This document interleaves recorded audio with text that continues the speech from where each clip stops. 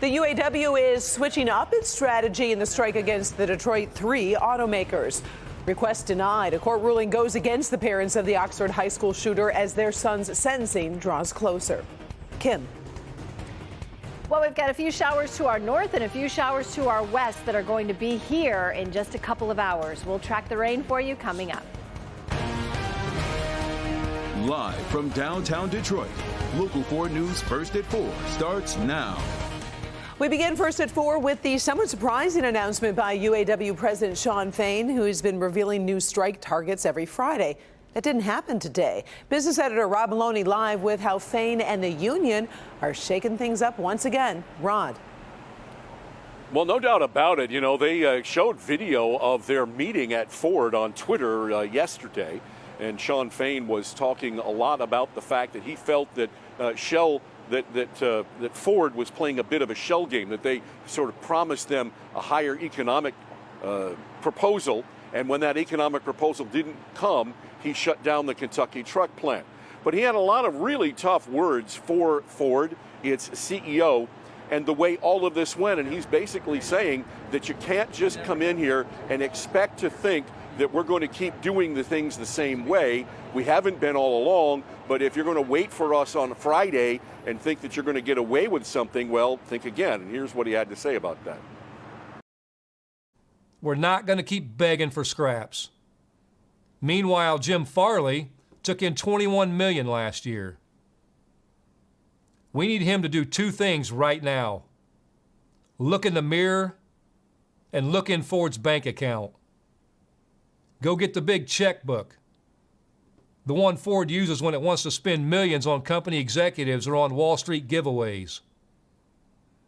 The problem here is clear, and the money is there.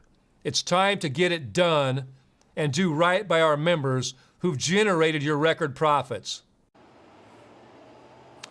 Shawn Fain obviously impatient, feeling like he needs to push this thing along, and his rhetoric didn't get any quieter throughout the half hour that he spent with his membership today, and he was quite loud and quite clear about his frustration. In the meantime, Stellantis is laying off 700 workers down at its Kokomo transmission plant, and they're in the process of saying that there are going to be probably more layoffs. Ford is also saying that there are going to be 13 plants affected by the Kentucky truck plant shutdown from yesterday as time goes forward. We're also hearing from suppliers. They're deeply concerned about all of this. We'll certainly be talking about that in the hours to come here on Local 4 News. So for now, reporting live in Detroit, Rod Malone, Local 4. All right, we'll check back with you later this evening. Thank you, Rod. James and Jennifer Crumbly will not be allowed to attend their son's Ethan's sentencing for the Oxford High School shooting. An Oakland County court has denied a request by the Crumbleys to be in court on December 8th. That's when the shooter could be sent to prison for life without the chance for parole. James and Jennifer Crumbly are in jail awaiting trial on charges of involuntary manslaughter for their alleged role in the shooting. That trial is expected in January. Michigan State Police say that a deadly crash on the lodge early this morning was caused by someone driving the wrong way on the freeway. Happened about 4:30 in the morning. The wrong way driver was going north in the southbound lanes of the Lodge Freeway near Larned. The at-fault driver was in a Ford Fusion that struck the driver of a GMC Sierra. Police say the at-fault driver was killed. The other driver suffered only minor injuries. We did receive word today of the passing of Florine Mark, a familiar face to many around here as the former president of Weight Watchers and a prominent entrepreneur here in Michigan. Florine's family says she passed away last night. The cause of her death has not yet been made public. At one point, Florine owned the most Weight Watchers franchises in the world before selling them to the parent company. Michigan Governor Gretchen Whitmer put out a statement today calling Florine Mark an icon and a leader who could encourage, empower, motivate, and inspire individuals to achieve their goals and be their best selves. We'll have much more on the life and the legacy of Florine Mark when you join us for Local 4 News at 5. All right, time now for our first look at the forecast. Kim joins us with what we can expect for this evening.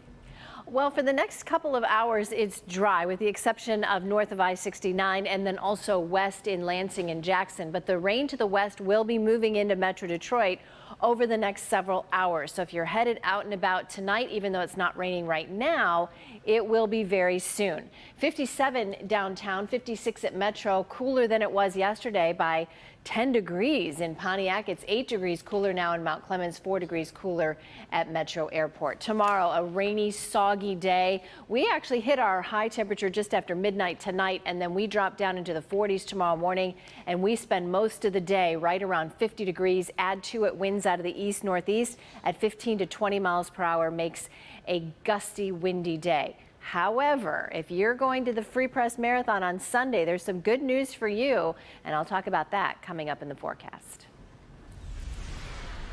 More than 1 million people are caught in the middle today in the war between Israel and Hamas. Devin Scillian is here now with the very latest on the conflict and all of the developments we need to know about this afternoon. Devin. Another busy day in Israel, Karen. We have been, of course, hearing for days now that Israel is preparing for a ground offensive in Gaza in response to the attacks by Hamas last weekend. There's been no full-scale ground incursion, but the Israeli Defense Force says it has been carrying out local raids in Gaza, which they describe as searching for hostages and evidence to find people taken by Hamas. Israel has warned more than 1 million people in northern Gaza that they need to leave Gaza City within 24 hours.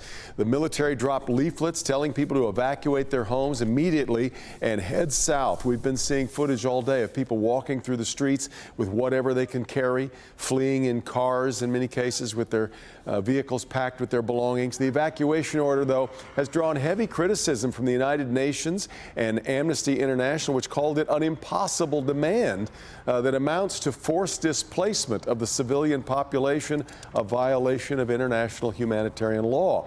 The Council on American Islamic Relations, or CAIR, weighed in this way. You have ignored the fact that there are also hundreds of Palestinian American U.S. citizens in Gaza. They are trapped. They have not been receiving any help.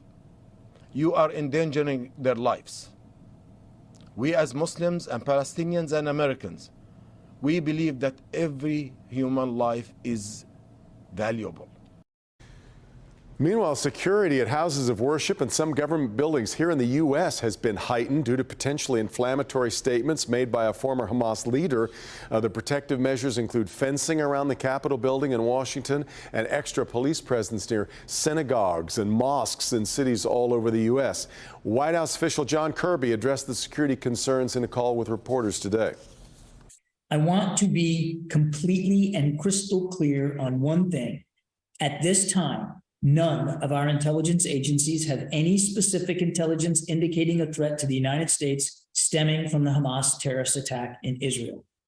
Now, the White House also confirmed today the first charter flight taking Americans out of Israel has departed. John Kirby there said the flight was en route to a site in Europe and that the State Department will keep organizing those charter flights for as long as U.S. citizens need them. But trying to keep a complete running tally of who's there and who's not, Right, who's able to get out, is a tall logistical order. All right, thank you, Devin. Help Me Hank recall alert involving one of Ford's most popular vehicles. The automaker is recalling more than 238,000 Explorers from model years 2020 through 2022. Now, they've gotten reports of the SUVs rolling away while in park and losing drive power. The source of the problem is a rear axle bolt that can fail, causing the drive shaft to disconnect. Ford says it is not aware of any injuries or crashes among the 396 cases of rear axle bolt failure. If you've got one of these Explorers, take it into a Ford dealer for repair.